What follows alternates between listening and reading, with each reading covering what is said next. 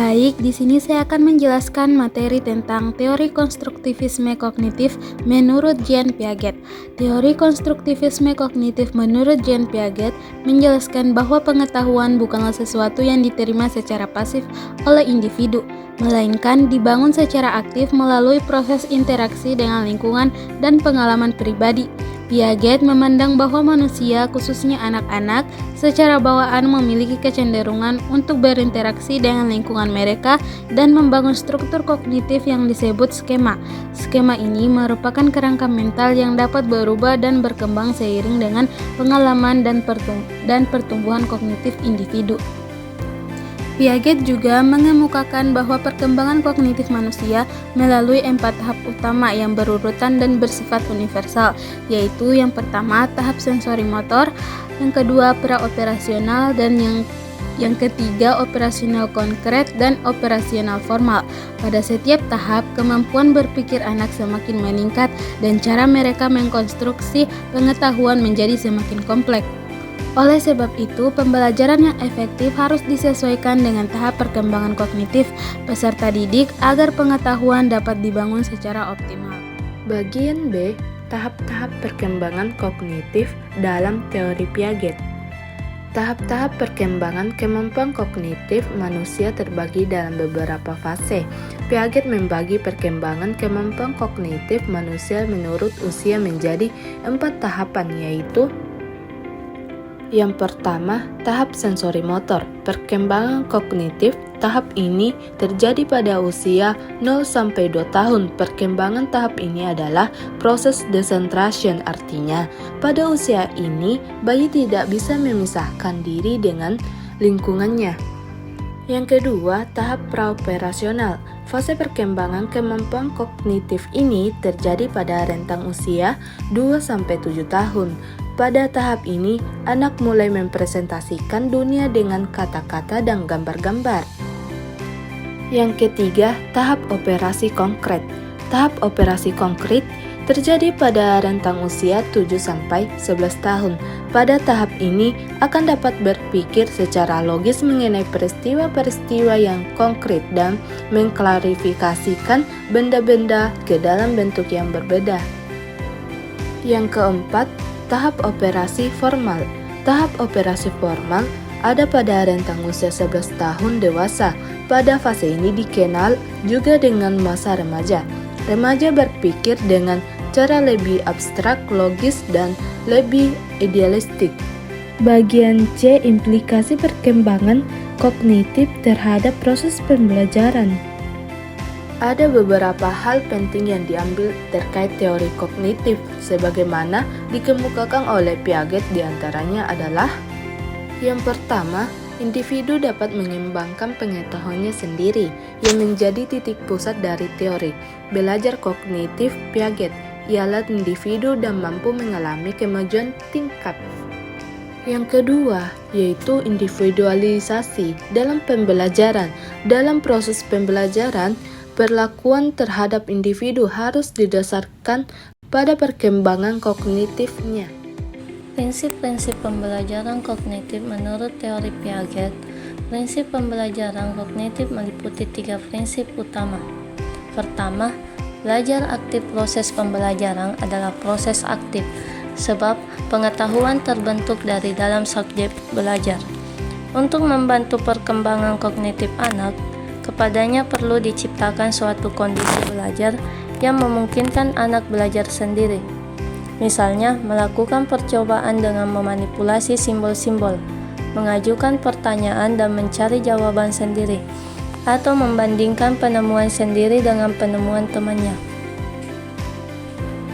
Kedua, belajar lewat interaksi sosial dalam belajar, dengan cara menciptakan suasana yang memungkinkan terjadinya interaksi antara subjek belajar. Belajar bersama teman sebaya dan orang dewasa akan membantu perkembangan kognitif mereka. Dengan kebersamaan, kognitif anak akan berkembang dan menghilangkan sifat ekosentris.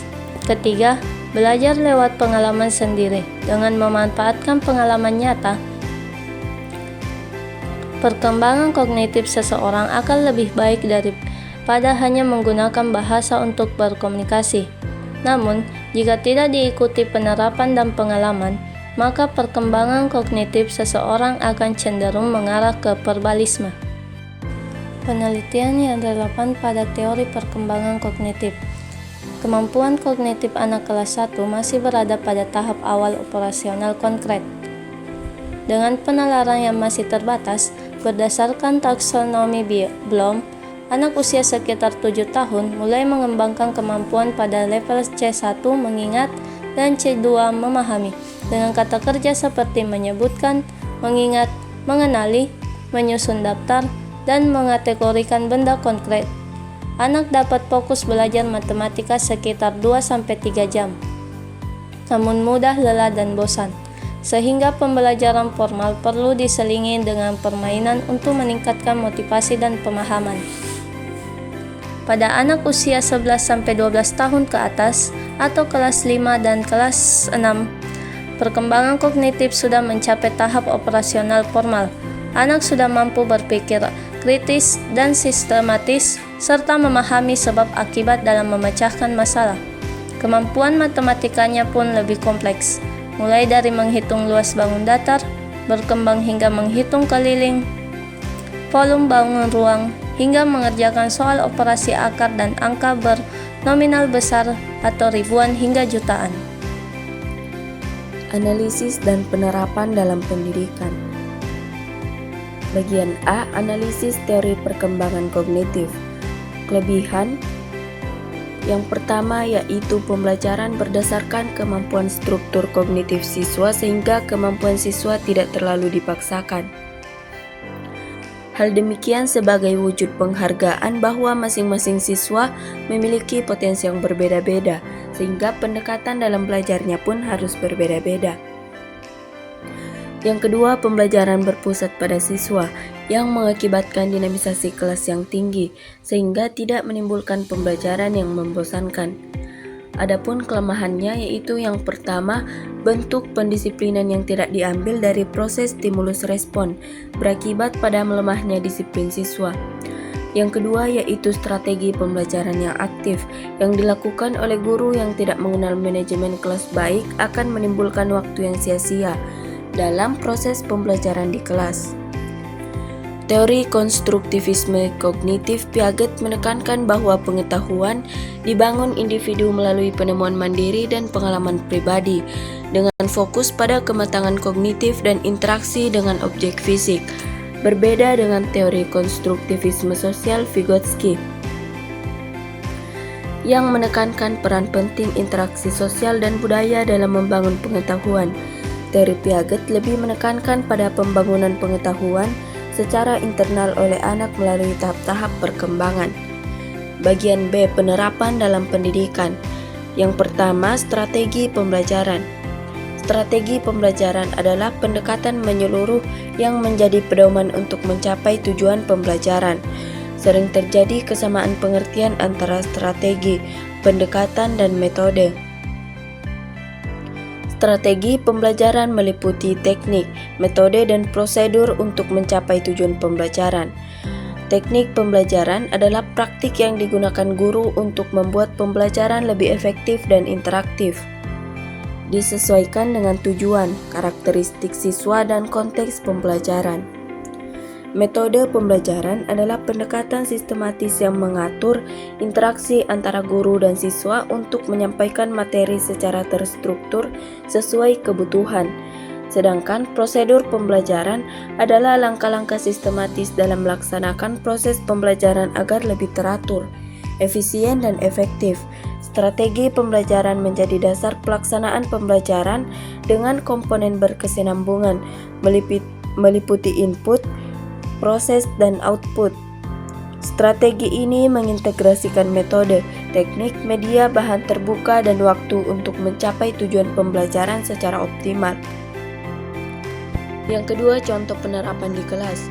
Proses belajar mengajar melibatkan guru, siswa, bahan, fasilitas, dan prosedur yang saling berinteraksi untuk mencapai tujuan pembelajaran.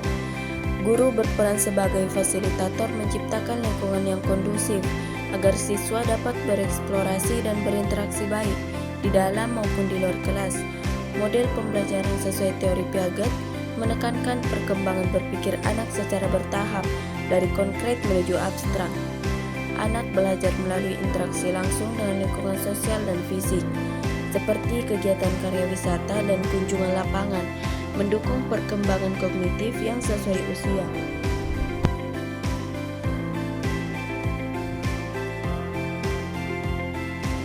Metode pembelajaran yang tepat bagi guru meliputi yang pertama, pembelajaran berbasis proyek, memberikan tantangan nyata agar siswa aktif membangun pengetahuan dan keterampilan kritis melalui kerja mandiri atau kelompok.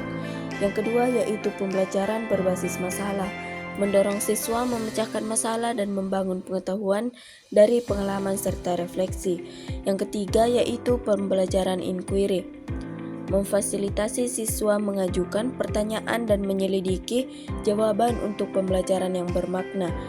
Yang keempat, pembelajaran kolaboratif, menggunakan kelompok interaksi untuk merangsang perkembangan pengetahuan melalui diskusi dan berbagai ide. Yang kelima, pendekatan eksplorasi dan refleksi, memberikan ruang bagi siswa untuk asimilasi, eksplorasi dan menginvestasikan pengetahuan melalui refleksi. Yang keenam yaitu scaffolding, memberikan dukungan bertahap sesuai perkembangan kognitif siswa sehingga mereka bisa mandiri. Prinsip utama metode ini adalah pembelajaran aktif berdasarkan pengalaman nyata yang relevan, serta penilaian formatif berkelanjutan untuk menjaga perkembangan kognitif. Contoh langkah pembelajaran konstruktivis menurut Trianto meliputi apersepsi atau menggali pengetahuan awal, eksplorasi atau mengungkap ide dan memecahkan masalah, refleksi atau analisis dan diskusi, dan aplikasi yaitu menggunakan konsep dalam konteks baru. Dengan metode ini pembelajaran disesuaikan dengan tahap perkembangan kognitif anak agar mendukung kemandirian, kreativitas, dan kemampuan berpikir kritis. Guru berperan sebagai fasilitator dan pembimbing dalam memandu proses tersebut.